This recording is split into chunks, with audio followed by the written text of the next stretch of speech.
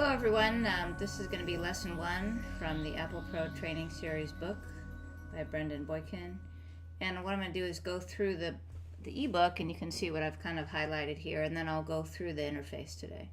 So the first chapter is about getting started. If you use Final Cut 10 before this version, you're going to have to update your library, which it kind of does automatically. So going through the book, the page numbers vary depending on how big you kind of increase or decrease the size of your page, so I can't really tell you page numbers. So for one thing, if you're coming from versions 7, I started on about version 3. I'll show you some of the things that are the same, and certainly if you have questions, how do you do something in earlier versions versus this version, and I don't go over it in the video, just email me or call me and ask me a question.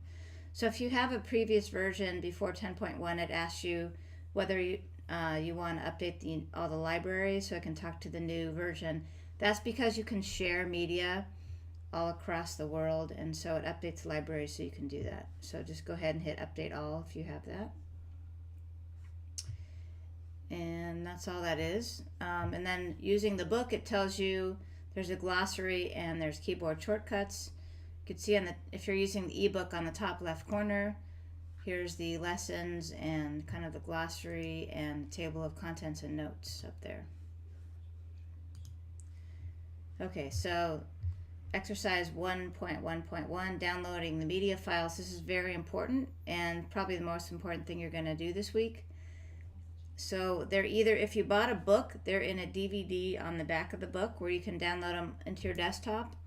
If you did an ebook, you can download them on the site that it says peachpit.com/redeem and put your access code. So you're going to be getting some files, and I'll show you what mine look like. They are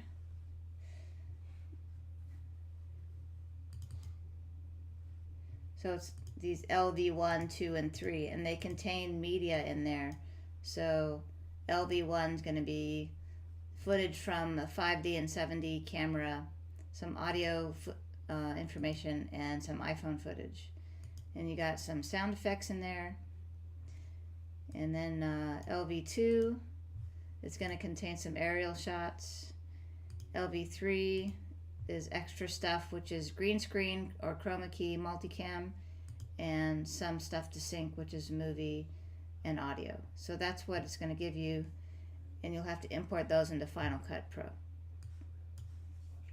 So it tells you how to do that. It says, and also if you want to put them on an external drive, which I would highly recommend, what you want to do first is format your drive into Mac OS Extended. So let me just show you what that looks like. I have a drive now, and this is how I do it. I go into About This Mac. There's different ways to get into this. And then I go More Info. And then I go into Storage and Disk Utility. So the whole idea is to get to Disk Utility however you want to get there.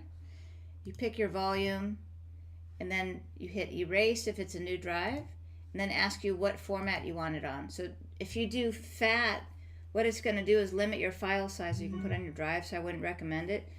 You should do what the book says, Mac OS Extended Journal, and hit Erase. It'll reformat your entire drive, and you'll be able to put your files from the class on it. So that's what it says here in the book. Use Mac OS Extended, which works really great. All my drives have that format on it.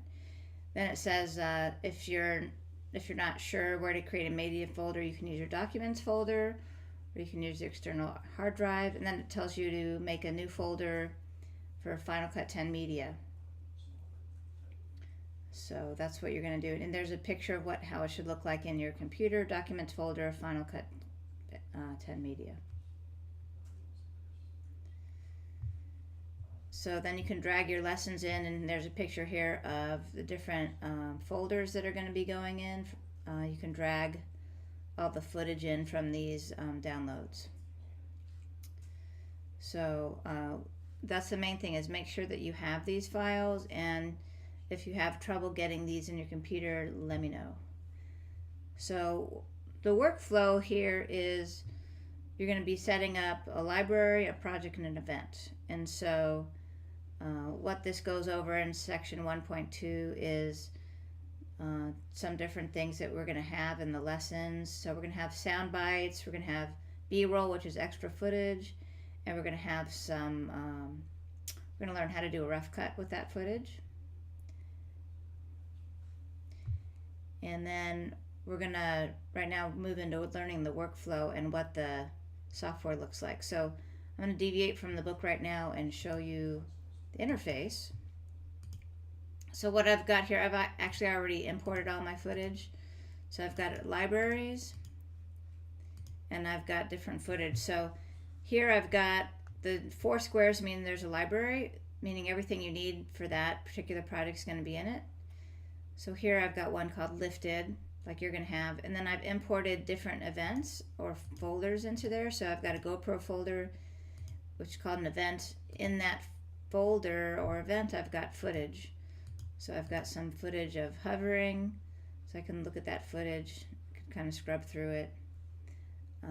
In flight, so different things. So I've got different things. I've got some aerial shots here, so you can see. So the workflow is library, event, and then clips. Library, event, clips. And then down here I've got the project window. So in that same library I have projects, and so inside of one of these events, here's a project right here, looks like a little clapperboard. When I click on a project, the project I'm working at comes up here.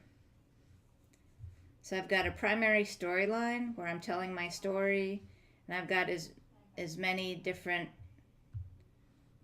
channels as I want, or tracks, where I put B-roll or other things, and on the bottom usually connect my music or audio effects down there.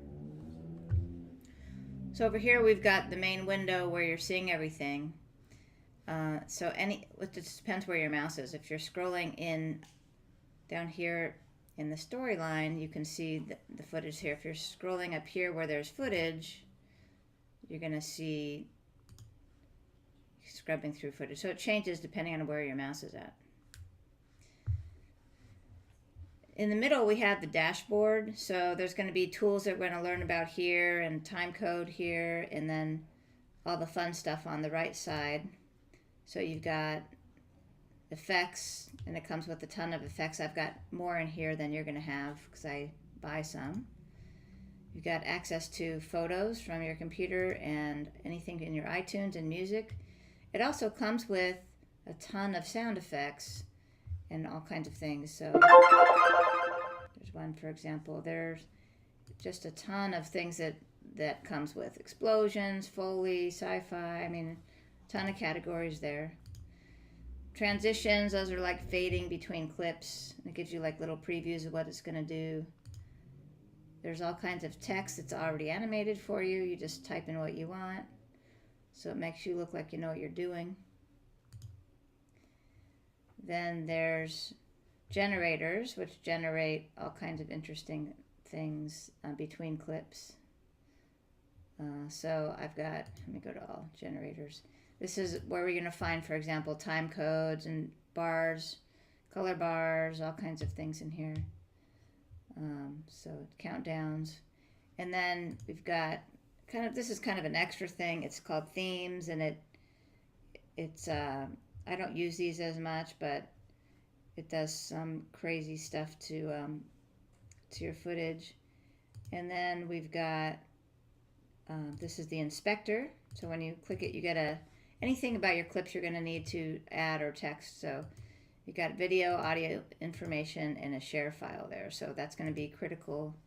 And then the last tab over here is actually the share, where you can send your footage out to any device or a phone, or stream it, or send it to YouTube, or just send it to your desktop to upload somewhere. So, or you can make a Blu-ray or DVD from there as well.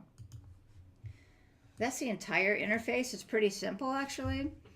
That's what I like about this program. There's not a whole bunch of menus everywhere. It's more visual. So if you're a visual learner like me, you're going to like this, because you can usually click on a picture and then figure out what you're doing. Even the speed, and there's like a speed tool here that's a picture, like make things faster or slower. And then there's an enhancement tool to automatically fix audio or video elements. So Pretty simple interface. Going back to the book, and go back to a section where it says learning the workflow. So it tells you there's 3 phases in Final Cut Pro: import, editing, and sharing. And the first thing you'll be doing is importing media files into your library, basically. Then you'll be trimming clips, adding material, graphics, and mixing the audio and sharing. So that's the workflow in Final Cut, and the workflow in just about every other software for video. That's the entire lesson. So what I'd like you to do is go through the book, make sure you understand all of it.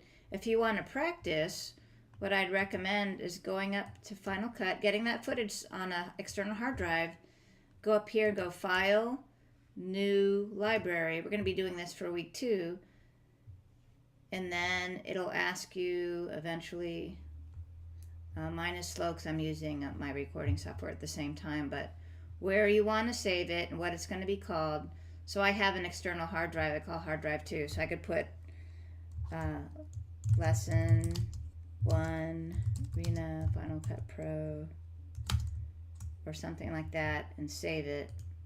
So you're going to see a new library pop up. Then I can start importing media. Just hit import media and go find that footage that you had. And if you can't find it, it could be on your external drive. If it's on your internal drive, what you want to do is find your name, your username. So mine is Rena Wall, and then go to wherever you put it on your desktop or external drive. So in my case, I have it in hard drive 2. Let me go back a level. Rena Walzinger, nope. Users. There we go, Rena Wall, and then mine is actually desktop, and then hard drive 2, and then all my footage is in here. So I can just start hitting folders and hit upload. You can upload the entire folder, and we'll learn that next week as well. When you upload the entire folder, you get these nice folders full of your clips, and they're already named for you. So if you want to practice, you can do that. It's really easy to delete these things. Like if I did a mistake, I could right click and just I can delete it, I think.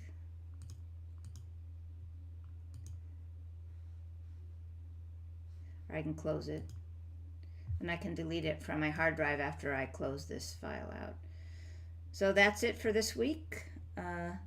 Pipe in, get on to the discussion board, and hopefully I'll be reading about every one of you this week and responding.